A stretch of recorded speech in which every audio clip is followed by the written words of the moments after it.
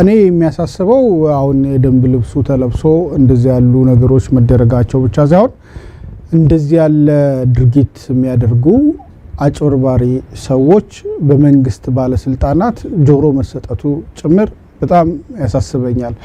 አሁን አገሪቷ በእነኚህ ሰዎች አሁን በየወረዳው የምታያቸው ባለስልጣናት የዚህ እምነት ተከታይ ነን ብለው ራሳቸውን ከእምነቱ ተከታዮች ከዋነኞቹ ባሻገር ራሳቸውን ከዚህ ጋር አሶሺየት የሚያደርጉ ግለሰቦች እያየን እየሰማን ነው።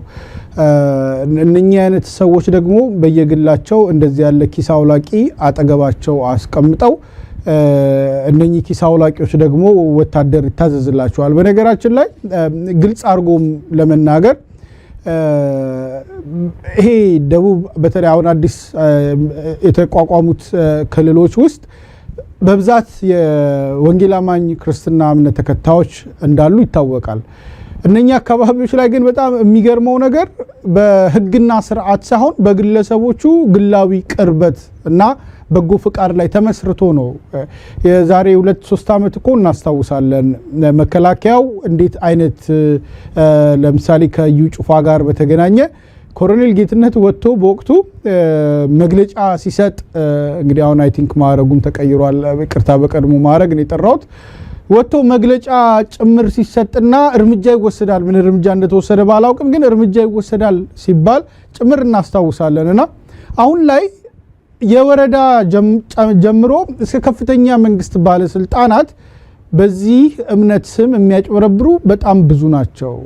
እኔን የሚያስፈራኝ እንደውም ከዚህኛው ባሻገር የፖሊሲ አማካሪ ሆነው ሲመጡ የጦርነት አቅጣጫ መሪ ጠቋሚ ሆነው ሲመጡ የሀገሪቷን ኢኮኖሚ እንግዲህ ከምንጣፍ ውስጥ ብር ተገኘ እንደሚባለው አገሪቷ ኢኮኖሚ ከሆነ ቦታ ላይ እንደመና ከሰማይ ይወርድልሃል ግፋ ብቻ እያሉ የሚገፉ እነሱ መሆናቸው የበለጠ ያሳስበኛል። ያው እንግዲህ መቼስ ደሬ አንተ ፈርተህ ዳርዳሯን የተናገርከው እኔ እምነቱ ተከታይ ስለሆንኩ እኔን ከፈለጉ የፈለጉትን ይበሉኝ ፊት ለፊት ማቀው ስለሆነ ሁሉም ሰው የሚያቀውም ነገር ስለሆነ ምንም የተደበቀ ለኔ ብቻ ተነጥሎ የተነገረኝ አይደለም ሁሉም ሰው የሚያየው ነው። እጅግ በጣም የሚያሳፍር የሚያሳዝን ነገር ጭምር ነው። አንደኛ እንግዲህ በካውንስል ስም ተቋቁሞ እነኚህ ሁሉ ሰዎች ተሰብስበው አብረው የሀገሪቱን መከላከያ ሰራዊት በእንደዚህ አይነት መልኩ ማንቀሳቀሳቸው ይገርመኛል። አንድ ሰዎች ፎልስ ኢኩቫለንሲ ለመፍጠር ጥረት ስለሚያደርጉ እግረ መንገድ ማንሳት ይኖርብኛል። ለምሳሌ ጥምቀት ሲከናወን የጥምቀት ዕለት ወይም ደግሞ የመስቀል ደመራ ወቅት በርካታ የፖሊስ ኃይል ይወጣል። ይሄ ከዛ በምን ይለያል? እዚህ እንደዛ አይነት በዓሎች ስለማይከበሩ ትልልቅ ኮንፈረንሶች ሲዘጋጁ የጸጥታ ሰራዊት መምጣቱ መሰማራቱ ከዛ በምን ይለያል የሚል ነገር ነው የሚነሳው። ልዩነቱ እንግዲህ ተቋም የሚያዘጋጀው በዓልና አንድ ግለሰብ ከግለሰብ ደግሞ ሌባ ግለሰብ በደፍሬ ነው የምናገረው ሊከሰኝ ይችላል ከፈለገ ሌባ ግለሰብ አጭበርባሪ በቃሉ የሚነግድ ግለሰብ የሚያዘጋጀው የማጭበርበር ስብሰባ ላይ አጋር ሆኖ መቆሙ ነው። ለምሳሌ ካውንስሉ መስቀል አደባባይ ከዚህ በፊት ፕሮግራም ጠርቶ ያውቃል፣ ኮንፈረንሶች አዘጋጅቶ ያውቃል። ያንን ኮንፈረንስ ልክ ጥምቀትን መስቀልን ወይም ኢድን እንደሚደግ ደህንነት ለማስጠበቅ እንደሚወጣው ለዛ ፖሊስ ይሰማራል፣ መከላከያ ሊሰማራ ይችላል። ያ አገራዊ በዓል ማንም እንደሚያዘጋጀው የእምነት ተቋማት በተቋማቸው መልኩ ሲያዘጋጁ አንድ ተራ ግለሰብ ግን በግሉ ለሚጠራው ዝግጅት ይሄ ሁሉ መከላከያ ተንጋግቶ የሚሄድበት ምክንያትና አግባብ እኔ በጣም ነው የሚገርመኝ። እኔ በእርግጠኝነት መናገር እችላለሁ ጆይ ጭሮ ይመስለኛል ጭሮ አባቱ ስም ነው። በእርግጠኝነት መናገር እችላለሁ እንዲሁ ባዶውን እንኳን ቢሄድ ለምኖ ከፍሎት የሚነካው ሰው የለም። እንኳን እንዲህ መከላከያ ምናምን በጥበቃ አይደለም በባዶ እንኳን ቢሄድ እንደው እባካችሁ አፍኑኝ አግቱኝ ቢል ከፍሏቸው የሚነካው ሰው ያለ አይመስለኝም። ምን ሊገኝበት ለራሱ ኪስ አውላቂ ነው አጭበርባሪ ነው ማለት ይገርመኛል። I'm sorry to say this ይሄንን በዚህ ደረጃ በመናገር በጣም አዝናለሁ። ግን ደሬ ወይ በጣም ተፈላጊ ሰዎች ሆነው እነኛ ሰዎች ከሚመጣ ግርግር ወይም ጥቃት ምናምን ለመከላከል ተጠብቃቸዋል ወይ በጣም ሴሌብሪቲ ሆኑና አድናቂዎቻቸው ሳፎኬት እንዳያደርጓቸው ተከላከላቸዋል መከላከያ ግን በስናይፐር ከጠበቀው ወይደንነት ስጋት ነው እርግጠኛ ነኝ በሁሉም በአራቱም አቅጣጫ ቢሄድ ማንንም ሰው ሊነካው የማይችል ሰው ቢኖር ማለት ምን ሊያገኙበት ይነኩታል ምን ተፈልጉ ይነካል እና just ራስን እኔ አጭርና ግልጽ ነገር ምንድነው ራስን የማዋደድና ቆዳ የመወጠር ፕሮፓጋንዳ ነው አይ ቲንክ የዘመኑ ወጣቶች መልክ መስራት ይሉታል ይመስለኛልና ጆይጭሮ መልክን ይሰራብን እንግዲህ በራሱ በዚህ በዘመኑ ቋንቋ እንደዛ በቃ መልክን ይሰራብን አሁን መከላከያ ዋጅቦት እንትን ተደርጎ ምናምን በቃ ትልቅ ሰው ትንንሽ ሰዎች ናቸው ትልቅ ሆኖ ለመታየት እንደዚህ የሚያደርጉት ያ እነሱ ሄደው እንደዚህ የሚቀልዱበት ምድር በጣም በዘመኑ ባገሩ የተከበሩ በጣም ትልልቅ የወንጌል አርበኞች በጣም ለሀገር ለምድር የተፈሩና የተከበሩ ሰዎች ዋጋ የከፈሉበት እስር ቤት ለብዙ አመታት በደርግ ጊዜ የማቀቁበት በህይወታቸው ዋጋ ከፍለው የዘሩትን ዘር እንግዲህ እነኚህ ደግሞ ሄደው እንክርዳድ የሚበትኑበት ነውና ደሪ ብዙ ምንዳው መፍራት አይተበቀብም ለማለት ነው አጭበርባሪነታቸው በግልጽ የታወቁ ሰዎች ናቸው የእምነቱ ተከታዮችም የሚያወግዟቸው ሰዎች ናቸው ለመከላከያ ግን አንድ ነገር ማንሳት የምፈልገው እንደዚህ ያሉ ነገሮች በምን አግባብ ነው የሚመሩት እንዲያሉ ነገሮች ምን አይነት ስሜት ነው የሚፈጥሩት ለምሳሌ አንድ የመከላከያ አባል የእምነቱ ተከታይ ሆኖ ሄዶ ሊካፈል ይችላል ግን ዩኒፎርም ለብሶ የትም ቦታ መገኘት ይፈቀዳል ወይ እንዲያለ ትርጉም ምንድነው የሚሰጠው ትርጉም የሚለው ነገር ሊታሰብበት ይገባል መንገድ ላይ ዜጎችን ለማጀብና ለመጠበቅ በቂ ወታደር በሌለበት በጦርነት ወታደሩ ሺ ቦታ እየተንከወከበ አሁን ደግሞ በሃይማኖት ስም የሚያጭበረብሩ ድርዮችንም መጠበቅ ግዴታ እላው ላይ መጣሉ በጣም ነው የሚያሳዝነኝ እነሱ በጣም በነገራችን ላይ ደሪ አይታቸዋል በጣም ቅኖች ናቸው መከላከያ ሌላ ቦታ ሄዶ የሚዋጋው ምናምን ነገር እሱ ሌላ ጉዳይ ነው በሌላ አጀንዳ ማንሳት ይቻላል እዚህ ጋር መታያቸው ሰዎች ግን ሃይማኖታዊ ነገር ሲመጣ እንደማንኛውም ሰው ቅን ሰዎች ናቸው የዋ ናቸው ምናልባት የእምነቱም ተከታይ ሊሆኑ ይችላሉና በቅንነት በፍርሃት ሊሆን ይችላል እዛ ቦታ ላይ እንደዚህ የሚገኙት ነገር ግን መከላከያው ተቋሙ የጸጥታ መዋቅሩ አሁን ለነኚህ ሰዎች ወይ ምንድነው ደንብ አስከባሪ ወይ ፖሊስ የከተማ ፖሊስ ከበቂ በላይ ነው ከዚህ ያለፈ ነገር ምንም አያስፈልግም በሌላ ጊዜ ላይ በሰፊ አነሳዋለሁ የቡና ምርት የሚሰበሰብበትን ወቅት እየጠበቁ የገበሬውን ኪስ ሊያወልቁ የሚሄዱ ሌቦችን እንዳውም ህዝቡን ነበር ከነኚህ መጠበቅ የነበረባቸው እንግዲህ እንዳለ መታደል ሆኖ ተገላቢጦሽ ሆኗል ደሬ መታራና ውልንጭቲ መሐከል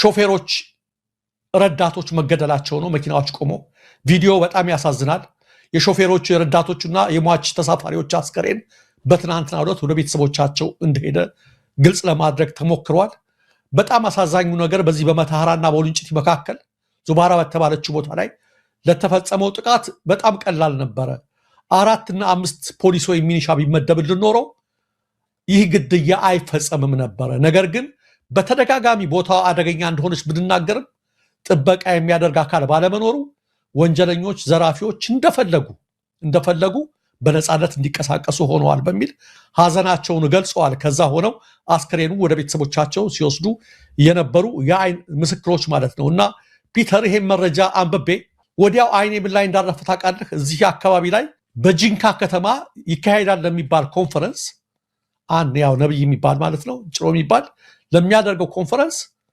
5 አይደለም በጣም በርካታ ፖሊሶች ተሽከርካሪዎች የመከላከያ አባላት እጀባ ያደረጉ ነበር እስኪ ዛሬ እንስማቸው እጀባቸውን ጨርሰው ዛሬ ከዚህ ሰው ነው ምስጋና እየተቀበሉ ነው ያሉት ሁላችሁ ያው የሀገር ሰላም ማስከበር ትልቅ እድል ነው እኔ ከገባ ሰዓት ጀምሮ ደግሞ እስካሁን ድረስ ከኔ ጋር ያስላላችሁ እግዚአብሔር ዘመናችሁ ይባረክ ቁርጠኛ ደግሞ ለሀገር ባለውለታ ናችሁ ምክንያቱም Tabaka e parasa taba in the mighty name of Jesus mighty name of Jesus ይሄ ምንጣፍ በሉት ብር ውለድ ብሏንስ ውለድ በሉት ኢማሩ ሲታ ባቦ ሼባራ ሳታባ በዚህ ምንጣፎች ለሚራክል ማን ያስሻለው ያላችሁበት ምንጣፍ ጫፍ ከፈሉ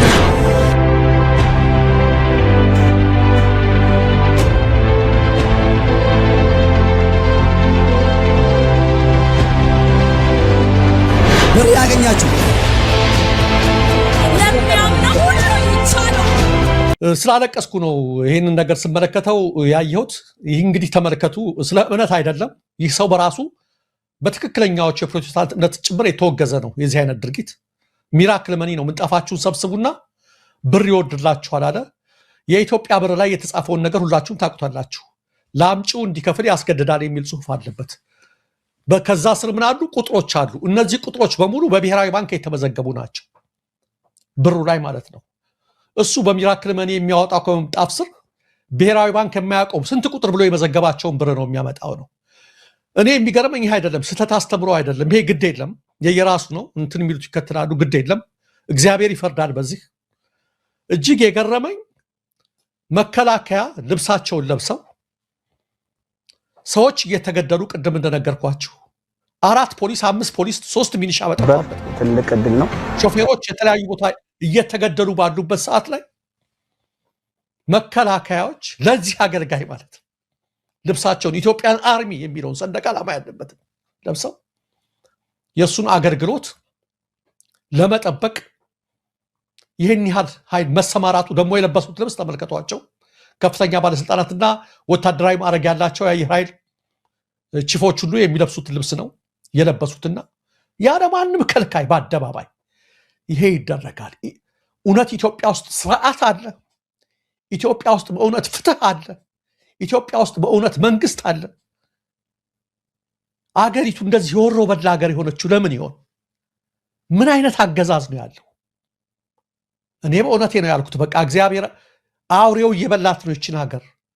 እባክህ ድረስ ከማለት ውጭ ምን ትላላችሁ? በስሙ ይቀደዳል። በዛ ላይ ይሄ ሁሉ ሲናገር መንግስት የለም፣ ህግ የለም። ዜጎች ግብር ከፍለው የመንግስት ዋነኛው ስራ ዜጎችን መጠበቅ ነው ገብተው እንዴ።